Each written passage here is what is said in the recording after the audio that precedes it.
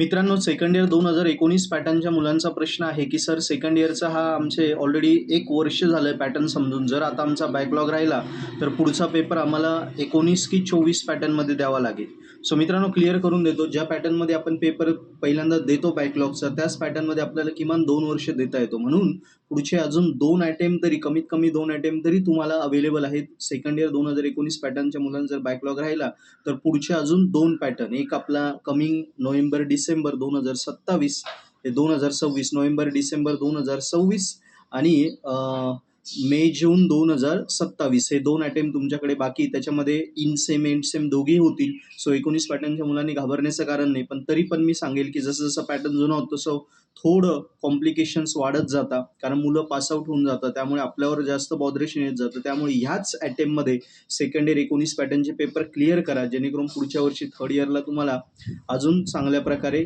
काम करता येईल आणि चांगले मार्क आणता येईल. मित्रांनो, सेकंड इयरचे विषय बॅकलॉग असतील आणि ते क्लिअर करायचे असतील तर पर्पल हॅट ॲपवर बेस्ट स्टडी मटेरियल आहे. फक्त exam oriented important question solve paper आणि जे पेपरला आहेत तेवढंच दिलंय, तेवढंच प्रिपेअर करा.